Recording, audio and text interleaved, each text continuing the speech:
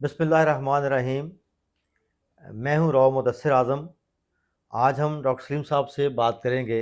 ہمارے مستقل مہمان ڈاکٹر سلیم صاحب ہیں، پاکستان محافظ پارٹی کے صدر۔ ڈاکٹر صاحب، آج ہم آپ سے بات کریں گے پاکستان تحریک انصاف کے بانی چیئرمین عمران خان صاحب کے متعلق کہ جب پچھلے 2 دن میں جب تحریک انصاف کے وفد نے یہ مطالبہ کیا کہ ان کی ملاقات ان کے قائد سے کروائی جائے، اور جب وہ مجوزہ آئینی ترامیم کے حوالے سے ان سے ملاقات کرنے کے لیے جیل میں گئے ہیں، تو وہاں انہوں نے سرزنش یہ کہہ کے کر دی کہ آپ نے آج تک کوئی مؤثر احتجاج نہیں کیا، اور مجھے جیل سے نکالنے کا جو واحد راستہ ہے وہ وہی ہے جس کو وہ درست سمجھتے ہیں۔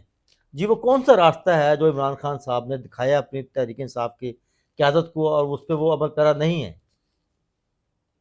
شاید انہوں نے یہ سمجھا ہے کہ بنگلہ دیش میں جیسے احتجاج شروع ہوا، ہنگامے ہوئے اور انقلاب آ گیا، حکومت بھاگ گئی، تو اس طرح کا کوئی پروسیس پاکستان میں ہو جائے، لیکن پاکستان کے حالات اس سے مختلف ہیں۔ دوسرا، احتجاج کے حوالے سے عمران خان صاحب نے جو دھرنا دیا تھا، پاکستان کی تاریخ کا طویل ترین دھرنا 2014 میں، جی، اور اس سے بڑا احتجاج پاکستان میں نہ کوئی ہوا اور شاید نہ ہو سکے۔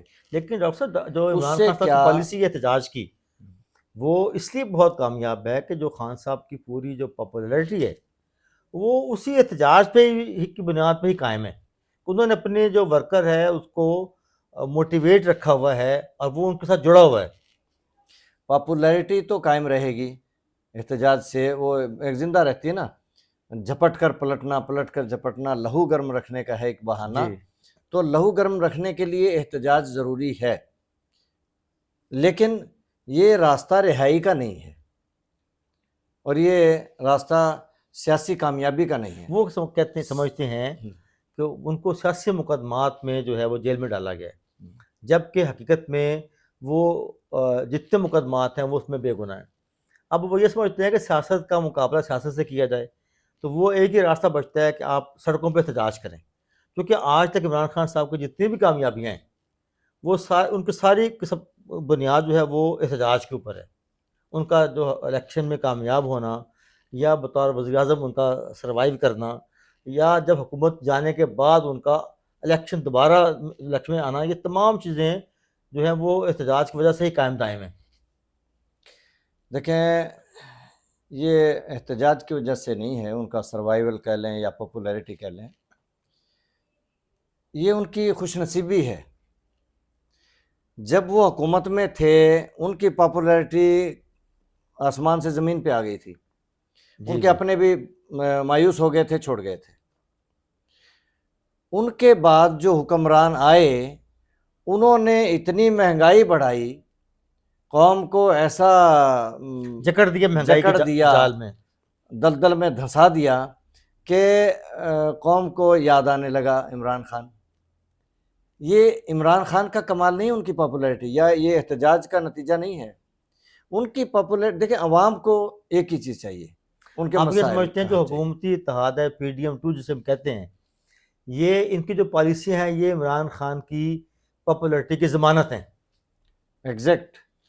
دیکھیں، اب وہ الفاظ تو پھر میں کہنا نہیں چاہتا کہ 4 چور اگر سامنے کھڑے ہیں تو دیکھا جائے گا بڑا چھوٹا کون ہے، تو جو بڑے کے سامنے چھوٹا ولی کہلاتا ہے، بس یہ وجہ ہے۔ ورنہ عمران خان میں کوئی خوبی نہیں ہے بطور لیڈر، کیونکہ ہم نے 4.25 سال دیکھ لیا اس نے جو کچھ کیا، وہ قوم ملک پیرالائز تھا۔ ڈاکٹر صاحب، بات یہ ہے کہ آپ یہ نے ابھی کہا لیڈرشپ کے حوالے سے، جبکہ جو ہماری قوم کا بہت بڑا طبقہ جو کہ نوجوانوں پہ مشتمل ہے، وہ انتھا دھند عمران خان صاحب کی تقلید میں موجود ہے، اور ایک نہ صرف تقلید کر رہے ہیں بلکہ ان کے لیے مرنے مارنے کے لیے تیار ہیں، جان دینے کے لیے تیار ہیں، اور وہ یہ سمجھتے ہیں کہ عمران خان صاحب کی حکومت آئے گی تو پاکستان ترقی کرے گا، پاکستان کا سروائیول ہوگا۔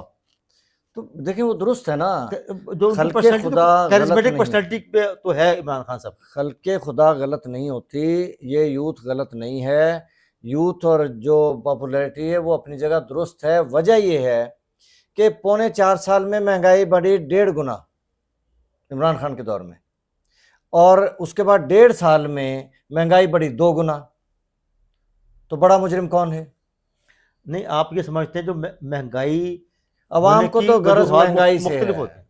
عوام کو غرض مہنگائی سے ہے, بھوکی قوم کو غرض روٹی سے ہے. ہمارے مسائل غریب عوام کے مسائل روٹی کے مسائل ہیں, روزگار کے ہیں.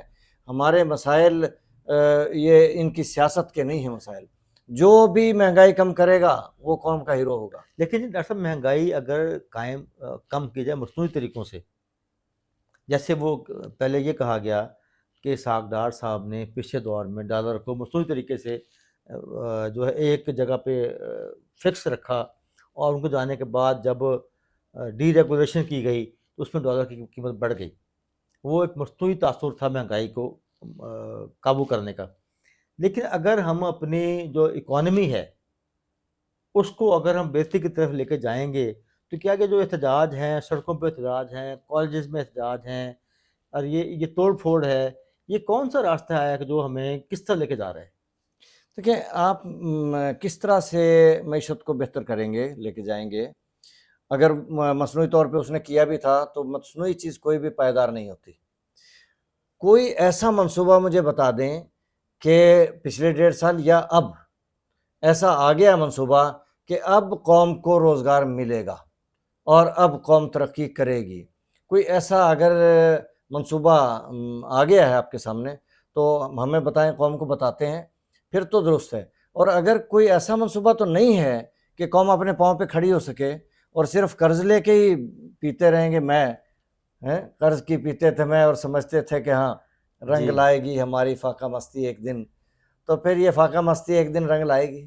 لیکن یہ جو ابھی ہم نے جو بات کی ہے احتجاج کے حوالے سے, تحریک انصاف کے اندر ایک یہ سوچ موجود ہے کہ شاید تحریک انصاف اس طرح سے مؤثر احتجاج نہیں کر سکی ہے کہ جس کی کے بل بوتے کے اوپر وہ اپنے لیڈر کو رہائی دلوا سکیں, یا وہ اسٹیبلشمنٹ کے دل میں اپنے لیے کوئی نرمی پیدا کریں, یا حکومتی اتحاد کو وہ پریشان کن صورتحال کا شکار کریں. آج تک یہ ایک رائے ہے کہ تحریک انصاف وہ احتجاج اس تک کر نہیں پائی. جو احتجاج کر رہی ہے اپوزیشن کا اتنا ہی احتجاج کافی ہوتا ہے سروائیول شو کرنے کے لیے کہ یہ جماعت مری نہیں, زندہ ہے, موجود ہے. دیکھیں خان صاحب تو کہتے ہیں, اپوزیشن ایسی چلتی ہے. خان صاحب تو یہ بھی کہتے ہیں کہ آپ نے شنگھائی تعاون تنظیم کے موقع پہ احتجاج کیوں نہیں کیا, لیکن جو لیڈر کرنا چاہیے تھا. ہاں, جو لیڈر جیل میں ہے وہ تو یہی کہے گا کہ تختہ الٹ دو, فوری طور پہ مجھے رہا ہونا چاہیے, وہ تو کہے گا, لیکن ایسا ہوتا نہیں ہے. لیکن ڈاکٹر صاحب جو اتنے بڑے سیاسی لیڈر ہیں, کیا سیاسی قیدیوں کو جیلوں میں رکھ کے جمہوریت کی خدمت ہو سکتی ہے؟